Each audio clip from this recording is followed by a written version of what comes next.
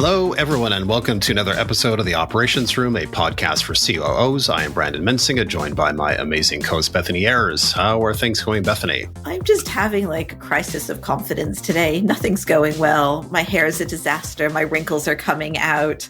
I have Monday morning jitters about starting work. Oh, geez. It's all going on. All of that. I'm just today's just a bad day. It's all in my head, but yeah. Yeah, I don't even think there's anything particularly bad at work today, but I just have the Monday dreads. I am just still tired. I don't know when I'm going to recover. I look at myself in the mirror and I'm like, look at this shell of a woman.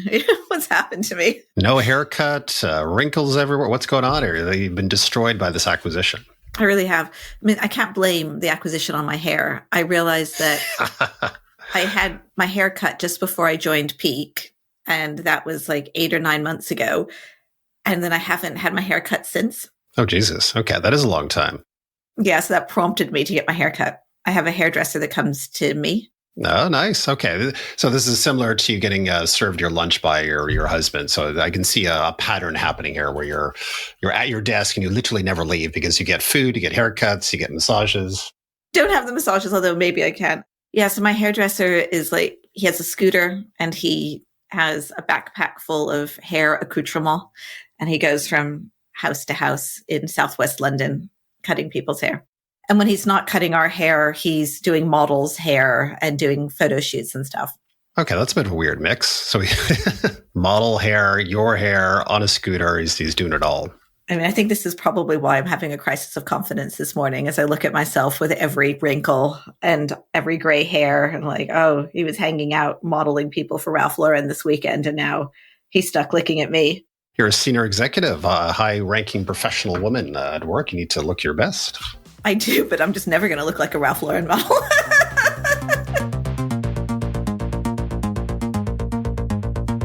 So we have an amazing topic, which is authenticity in leadership. And we have a wonderful guest for this, which is Matthew Stone. He is the director at ME Consulting and a longtime executive coach, and was, in fact, my coach for many, many years as well. So before we get to Matthew, wanted to ask you a couple questions.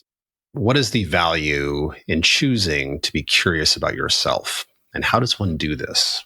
I think there's massive value in it because it's about development and getting over your shit and finding a way of being happy, except for, when you're freaking out about your wrinkles and gray hair on a Monday morning. So I have a friend, stay with me. I have a friend, this is actually genuinely a friend, who just did an ayahuasca journey. You do tripping 2 nights, 1 night off, tripping 2 nights, go home. That's just a lot of hallucinating at 40 plus. I don't think I'd have the wherewithal anymore. And because I know a couple friends who have gone and done hallucinogens in this, finding yourself, being curious about yourself, exploration in their 40s and 50s. And I felt well, maybe I need to do that too. Maybe this is part of the journey. And then he was talking about it and I was having a panic attack and I told him he couldn't tell me about the hallucinating part. I was all about hearing about your insights, but I can't hear the stories of being in the place in the pitch black, hallucinating. I really was about to start to hyperventilate. And I was okay, so I'm really not ready for any sort of hallucinating. And I said that to him. He's well, I think you've done your journey in a different way. So, all of the body work that you've done. And now I'm interested in maybe doing breath work. He's saying that. And it's I just don't think I need the hallucinogens to do my self-discovery the way that maybe some other people now do, which is why I had such a physical reaction to it. But I've really benefited from walking through the trauma of my childhood and getting to the other side and being a fully fledged person. And I think that's part of it is the curiosity. I mean, maybe I'm getting a bit too deep for you for a Monday morning and wasn't really your question. No. This is the question, I think, to be honest, because I think as an adult, especially when you're in your career and your job and in your relationship and your family environment, kids and all that, you start to go on autopilot to some extent. When I was in my early 30s, I did a fair amount of introspection. I don't feel like there's a tremendous amount of space and time to be concerned about my inner workings, so to speak, at this stage of the game. But to your point, I think there's real practical ways of getting there that don't require these kind of over-the-top exercises that are effective, hence yourself in this case. Yeah. But I also think that there is different ways of being able to start to face it. I tried therapy before I had kids and just was not there, didn't work, nothing happened. And it was after being married with 2 kids and probably the most stable place in my life I'd ever been was when I found myself capable of looking at therapy.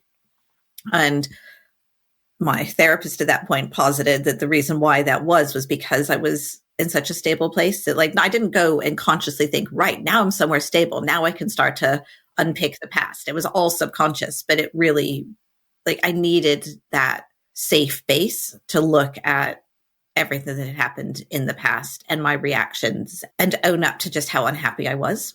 Like, I think if you've come from a really stable, happy background and you don't have a lot of trauma and life is like generally pretty good, the need for self introspection is probably a lot less because those of us who are just really unhappy that need to work through it to find the joy on the other side.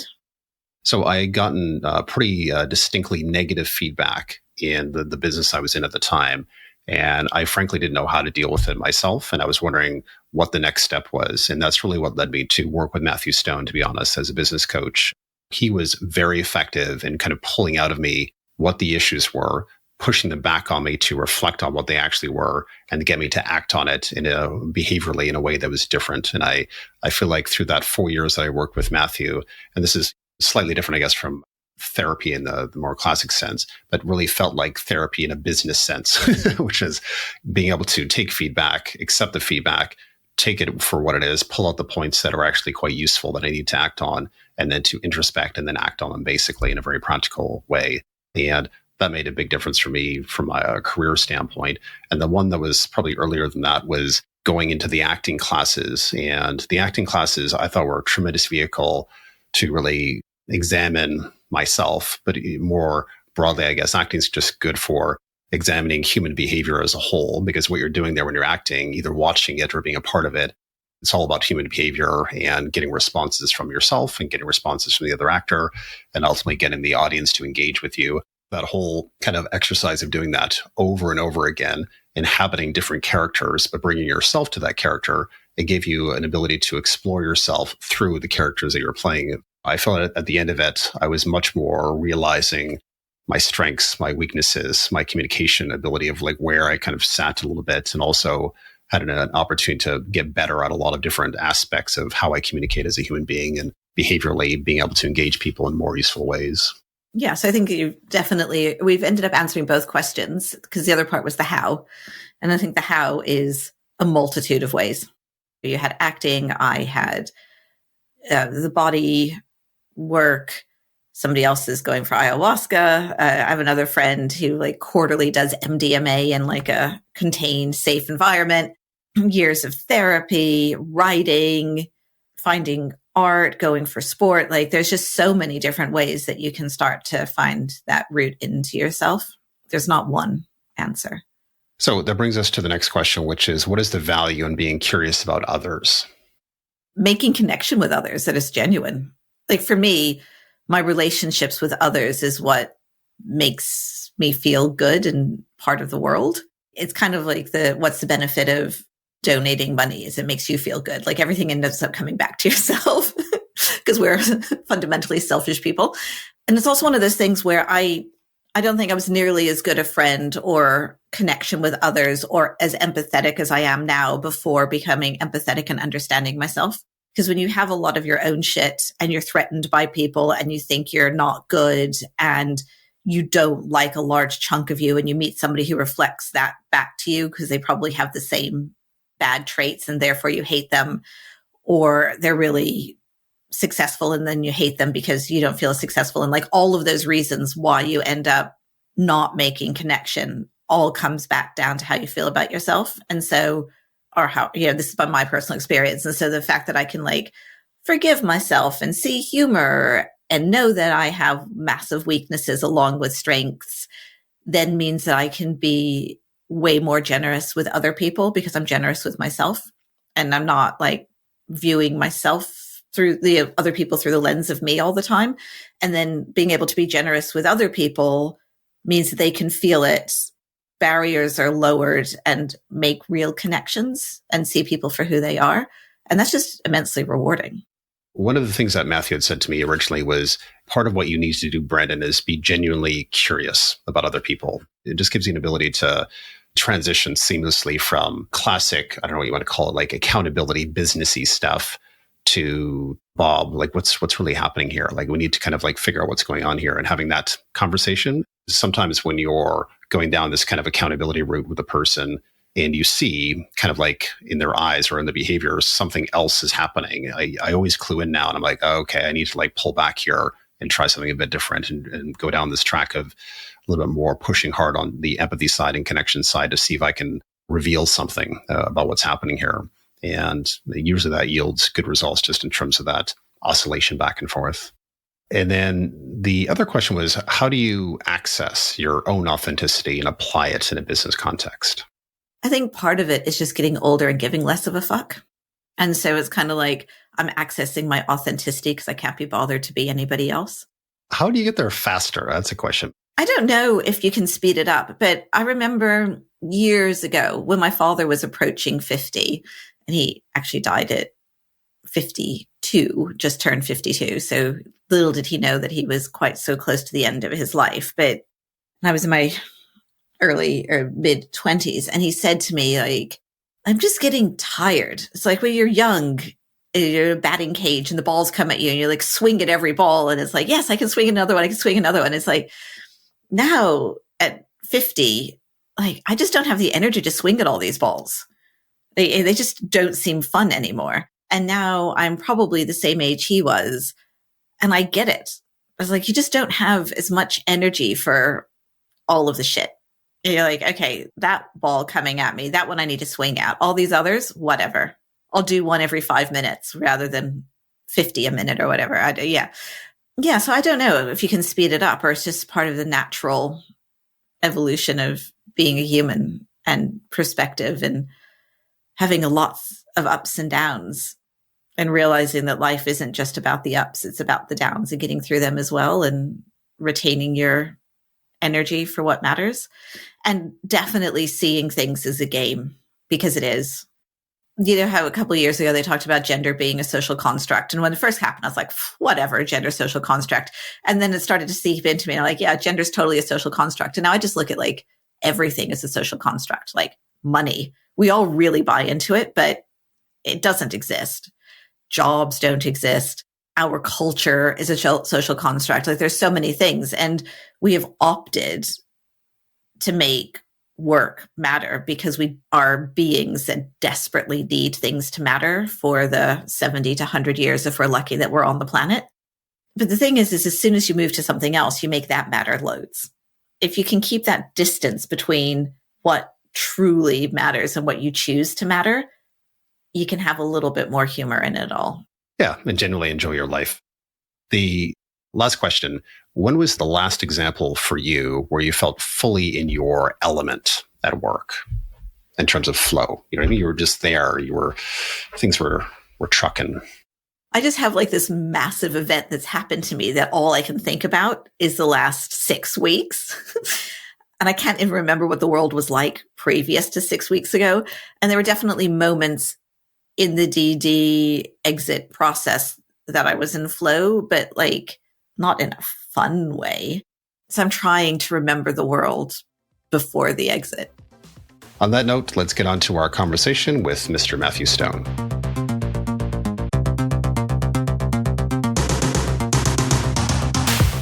We are revving up the engine of the podcast and looking for a great brand to sponsor the show.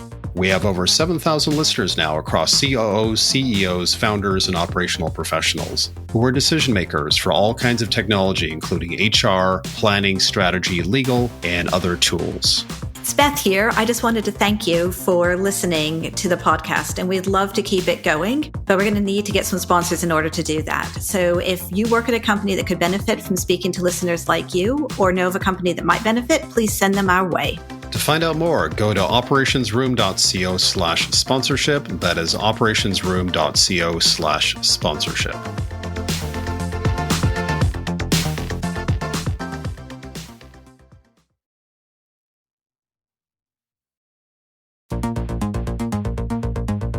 What is the difference between good executives and great executives at the C-suite level in your eyes? I think great executives are able to create truly engaged, empathic relationships where they recognize what's outstanding about the people that are around them and are willing to engage from that place and with that insight. And they also choose to be a cultural barometer. And by that, what I mean is that organizations coalesce around a series of values. If a great leader recognizes those values and chooses to role model them and invites the best from the people around him or her and chooses to, where possible, cascade that culture and that sense of purpose through the wider organization, there's a possibility of greatness, I think, to happen. Which immediately brings me on to another question, which is greatness in whose eyes? I think that's a great question. What does that mean to you, greatness in whose eyes? Because I guess I was like, from Brandon's question, I was thinking the difference between good and great is immediately self-serving, and I want to be a great executive and therefore be recognized and have career progression. But your answer felt more like a great executive in the eyes of the team members or the company that you're working at. And are they one and the same? And I'm not sure they always are. Like, you can definitely, some great leaders are not recognized as great leaders at a company and vice versa. I think greatness is, certainly from my experience, is appraised as a result of the outcome. And the outcome being for the organization, or if it's in the wider political realm, but the organization that they're leading. So what happens? What happens for the folks that are there? What happens for the markets that they're serving? And hopefully the wider world that's impacted by the services and products that they're providing. So I think greatness is what greatness does rather than what it actually means for the individual, I would say. Maybe it's just kind of where I'm at the moment in a slightly reflective place. How much does making good decisions play into greatness? I think it's fundamental. I think leaders are invited to make, where possible, great decisions, and great decisions and the responsibility of making decisions that are fundamentally appropriate for the organization and what it's trying to provide is the stewardship that they're providing. So a leader's ability to genuinely allow an outstanding decision to arise from colleagues and to be clear enough to recognize when it feels like the absolute appropriate decision for what they're facing, I think is right in the center of what great leadership is being tasked with. Something that occurs to me where I see this pretty consistently is this struggle in scale-ups for the CEO, where you want to have that empowered culture, you want to have that autonomous culture, you want to have a good context around the empowerment and autonomy whereby people really understand what we're trying to get done. What CEOs often get concerned about is accountability. And as a CEO, you're trying to create a culture of empowerment, autonomy, but also on the flip side, a really accountable culture. And I think a lot of companies struggle with this, and a lot of CEOs struggle with this. So I'm just wondering, from your standpoint, how can a CEO kind of best foster that accountability side of things, do you think? I think ultimately we're enrolled to provide something. And I think a COO's willingness to lean into that responsibility for those that are around him or her, being clear about that stewardship and that challenge. And what I've noticed from working with COOs is often the real challenge that they face is the ability to navigate conversations where accountability is front and center, and doing it in a way that's constructive, empathic, but nonetheless leaning into the direct responsibility of what's being anticipated from an individual or a team. That is one of the most significant skills, I think, for COOs, is how do you steward high performance, notice when it's not happening, and be willing and able to lean into the emotionality, but without being driven by the emotionality of those kind of challenges And what I've known from my COO clients in the past is that they may have a very strong operational strength, but the emotional challenge of holding folks to account in a way that's professionally supportive but nonetheless exacting is a very hard and different skill. And it's not always a skill that's, should we say, encouraged or shaped as they have moved through the organization to that C-suite position. I just had an idea come across, which is maybe COOs are so tied to OKRs and measurable outcomes, so they don't have to have the tough conversations. And actually telling somebody that they haven't hit a KPI is not the same thing as holding somebody to account.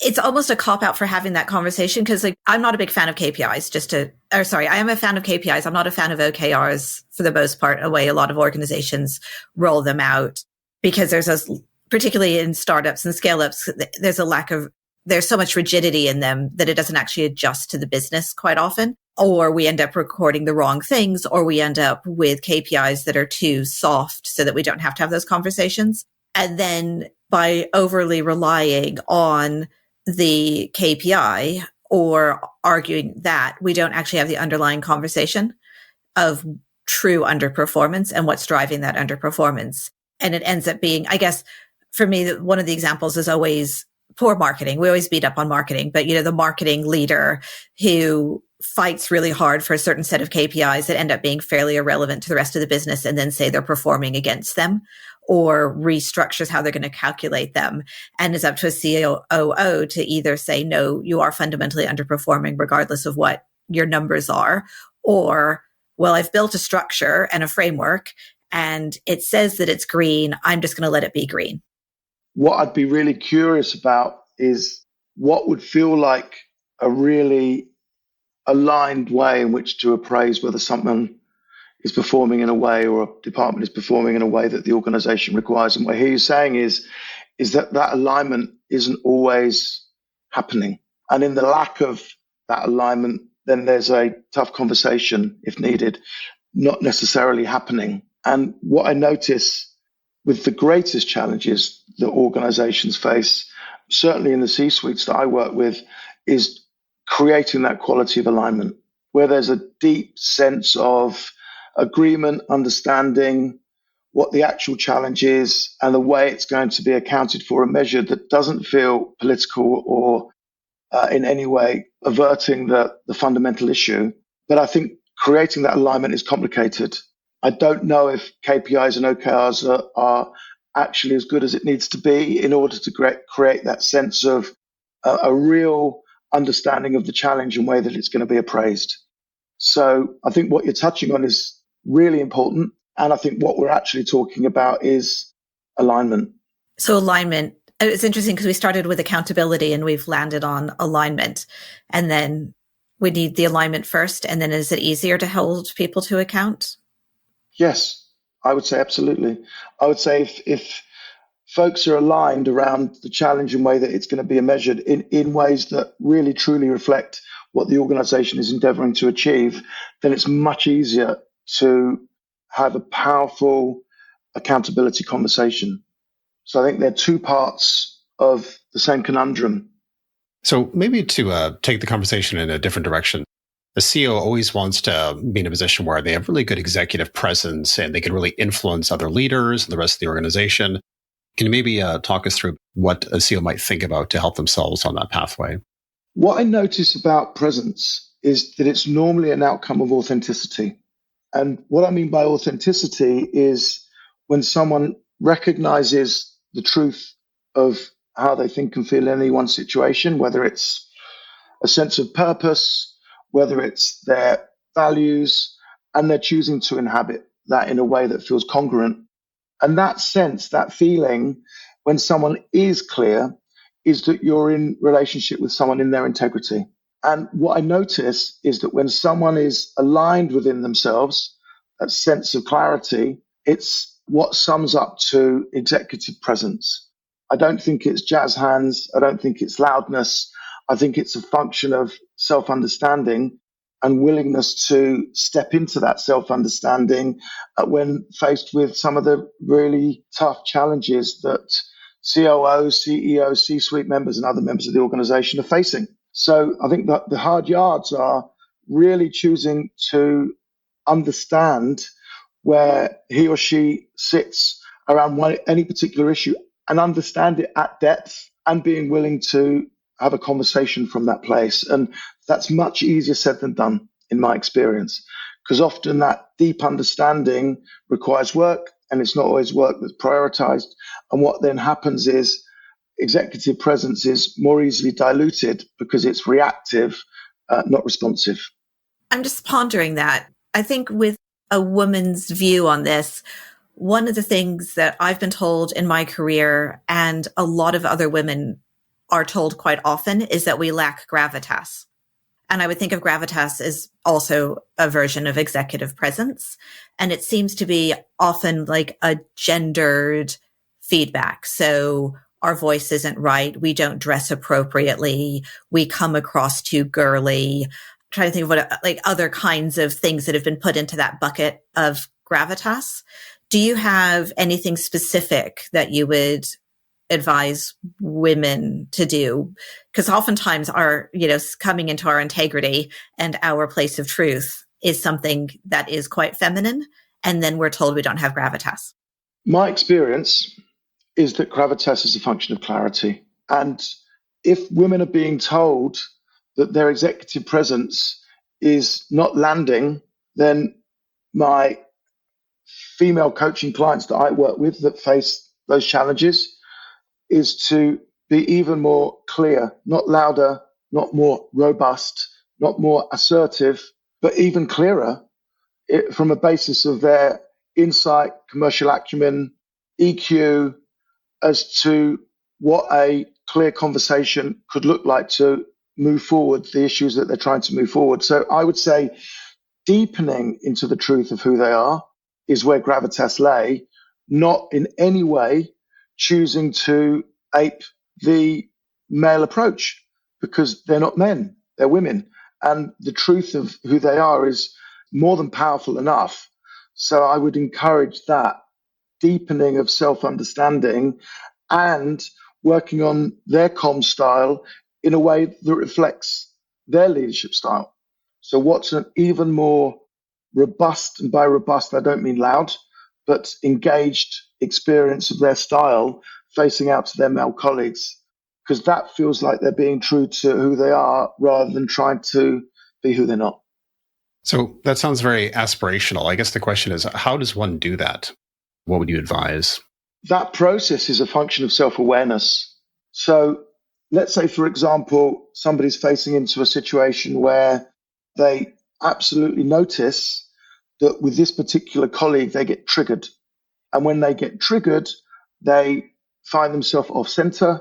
They find that their conversational style feels less empowered. So the work there, if that was a situation, the work there would be to build out their self-awareness to understand more at depth what's actually happening in relationship, say, with this person's male colleagues that has them feel disempowered. What would feeling empowered feel like?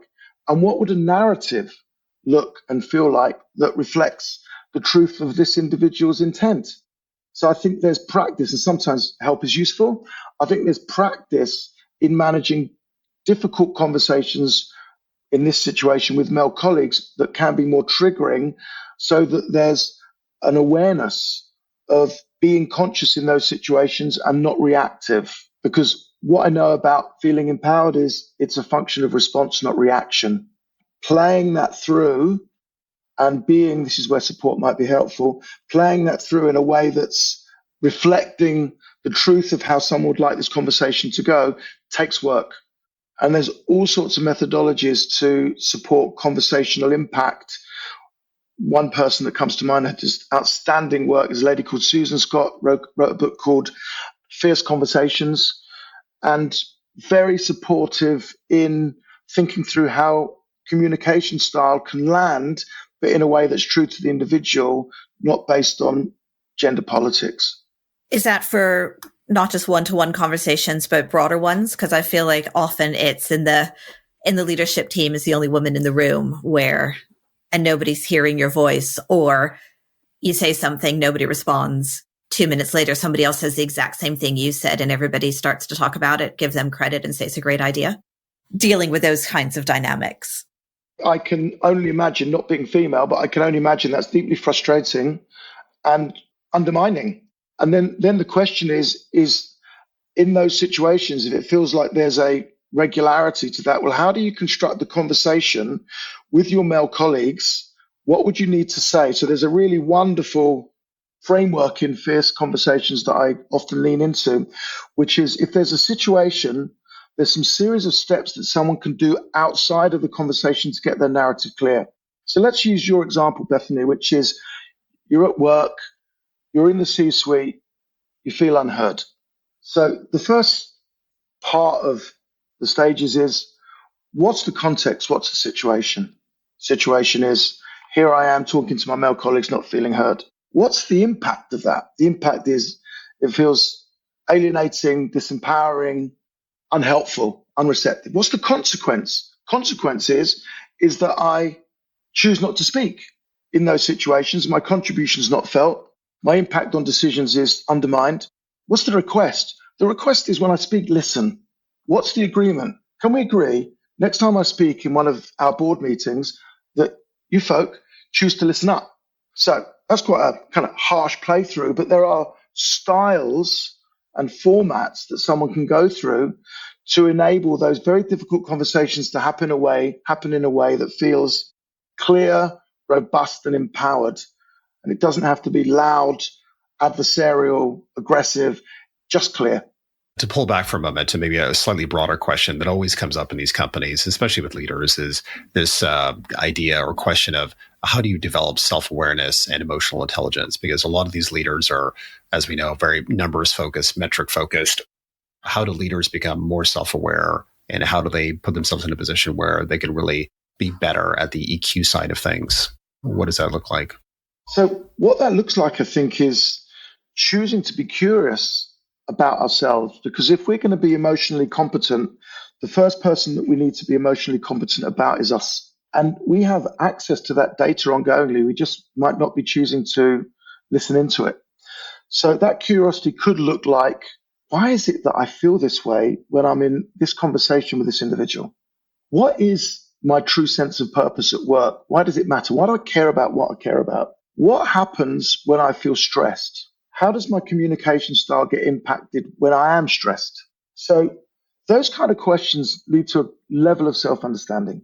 When we have that self-understanding growing, and it is a skill, that gives us the ability to create even more understanding with our colleagues. So we can be as understanding of others as we are with ourselves. So the first person to build EQ with is us.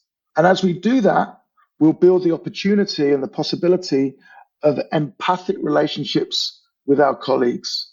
So curiosity, and similarly, curiosity about our colleagues. So if you notice that someone is in a situation where they're really not being their best at work, instead of driving into accountability at that moment, it might be a bunch of questions. What's happening? Why are you feeling that way? How is it impacting the role that you're trying to fulfill at the moment? How can I support you? So it's questions, Brandon.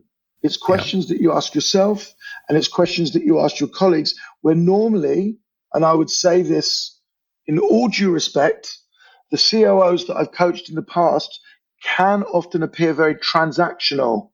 They're very task orientated, which I understand. It's the indexing in of their particular role. However, their commitment, of course, to high performance could be served by applying a little bit more curiosity about well-being of their colleagues, and then layering that back into performance rather than dealing with the task as directly as often is the case.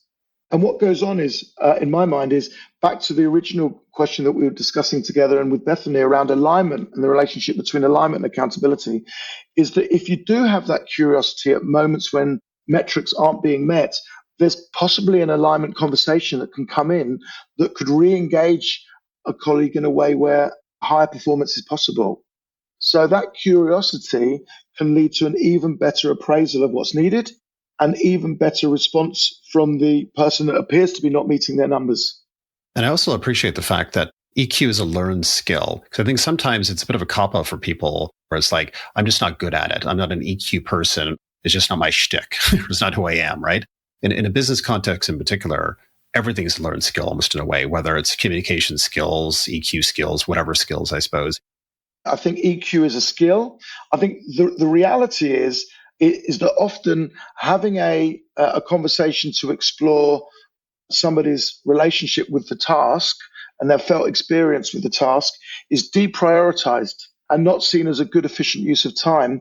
And what that then means is the opportunity to build a strengthened relationship in the face of that conversation is missed. So it's a skill that's deprioritized, I think, in error, because I think strength in team comes as a function of emotional understanding and aligned commitment around task. And often with my COO clients, that willingness to prioritize that curiosity is a challenge, because they tend to be folks that are under a huge amount of pressure and where they're being appraised around metrics, and it's not often seen as a good use of time. My counsel is that it is. I've just recently onboarded myself into a new company. I've met all the key stakeholders, customer success, marketing, sales, et cetera, et cetera. And usually in these first onboarding sessions, I'd be very interested in their structure, their process, their numbers, who's doing what. And what I explicitly did this time was to not do that at all and really use the hour spent on really getting to know them, their motivations, what inspires them. And I think, to be honest, when I think through that onboarding sequence, that decision, I think, is an important decision to make explicitly. I think we're humans working with humans, and humans sit behind the skill, and understanding what drives somebody, understanding what gets the best out of them, understanding what has them tip up at work in a good way or not, I think is fundamental for a leader to do his or her job. And you choosing to invest in a relationship with the human before getting into the particularities is actually correct sequencing. Because if you understand the person, then chances are you're going to have an opportunity to have a really co-creative, constructive, engaged, accountable relationship down the line. So I think your vesting for that hour was bang on.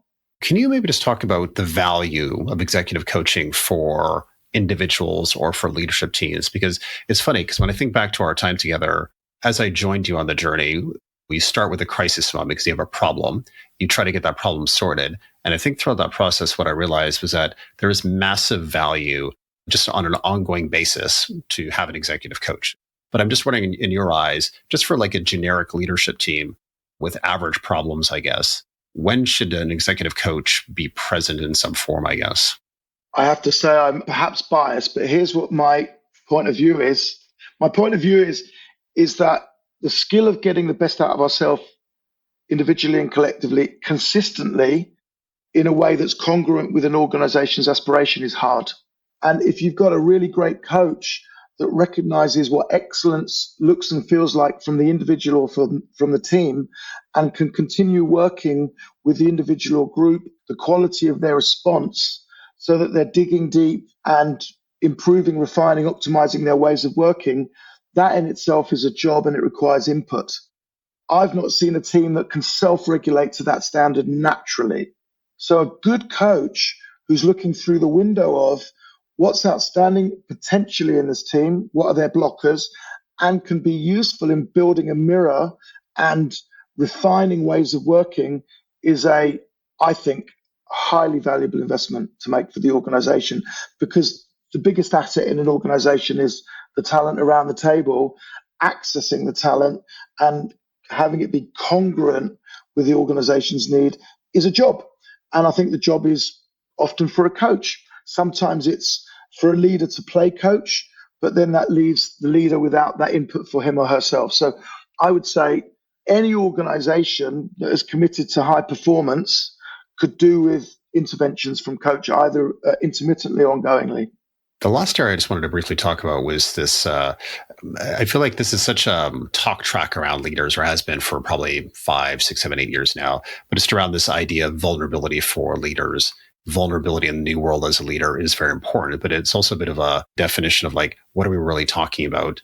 How can one access that and use that to great effect within a company? And maybe just a bit of sense from yourself around using vulnerability as a tool and what that looks like. My experience of vulnerability is that it's uncomfortable, and it's normally uncomfortable because we're exposing something of importance to ourselves. And that might be exposing what drives us, if we're leaders, what drives us to have this particular job or role be meaningful and important. That might be displaying a level of humanity that's uncomfortable.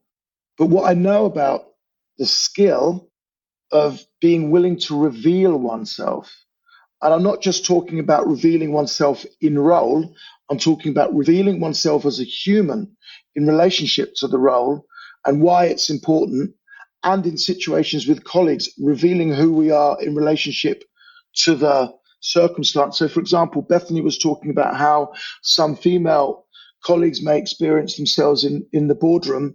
Vulnerability is there is expressing the truth of their experience and finding a way that feels professionally appropriate to be able to do that. So is it of value to choose to lean into our vulnerability? Undoubtedly. Why is it important? Because from that place, we can genuinely and authentically meet. Why is that important? If we can meet, we can genuinely align and coalesce around challenge. So vulnerability is a doorway into engaged and meaningful relationships, and displaying it in a way that feels professionally appropriate, but nonetheless revealing who we are, is of great value. Also, why? Because then those that are colleagues within an organization know who they're following. They know who they're following genuinely, and that's felt. People are really perceptive if someone's being real. They know who they're following, and then they can choose to be led by that individual. So vulnerability, not wanting to be too woo-woo about it, is a window into who we are. And that's a window that leaders, I would say, would be encouraged, should be encouraged to let folks look into, because that's where genuine fellowship arises from. When it comes to managing difficult conversations, as always, as human beings, we always try to shy away from this or pull back or try to avoid it somehow. And in a business context, this happens all the time. You can see it all over the place, to be honest. And I'm just curious, again, from your standpoint, from a coach's point of view, how best to prepare an individual for difficult conversations that they have to have, or even being proactive about it, to be honest. I think the framework that I discussed with Bethany is a really helpful one, because often a difficult conversation is emotionally challenging. And when we're emotionally challenged, it's not so easy to be clear and rational, is my experience. What supports us feeling enabled in that situation is to play through the steps. So, for example, what's the circumstance? What's the impact of that circumstance? What's the consequence? What's the request? What's the agreement? If you do that prep ahead of a challenging conversation, chances are you're in your integrity and you're in your, so to speak, your spine in the situation. It's much easier to be upright and clear, but it requires work. And the more challenging the conversation, the more impactful that has on you in doing it, the more the work in preparing it is encouraged, I would say. So practice. And the most important thing is that if you're having that conversation, is to step truly in the spirit of alliance. And there's a form of words which I don't have at hand that Brené Brown, a heroine of mine, Brené Brown was speaking about how to prepare for feedback. And that's the feedback giver, where she really talks about how to embody that spirit of alliance. And one of the things that she says is that you're sitting side by side with the person, not opposite the person. So it's a truly constructive relationship, but nonetheless, it can be absolutely clear and honest. So I'd say those challenging conversations require work and preparation, and good to get support in building out that skill. If you could leave our audience with one thing from the conversation today, what would that be? The one thought I would say is that the greatest investment that you can make in your ability to be truly impactful in your work is be curious. Be curious about yourself at depth, and be curious about your colleagues. And then when answers come from within or comes from colleagues, listen up, because that's probably the greatest skill that a leader can generate, is their ability to be curious with their colleagues and with themselves. Love it. So thank you for joining us on the Operations Room. If you like what you hear, please subscribe or leave us a comment, and we will see you next week.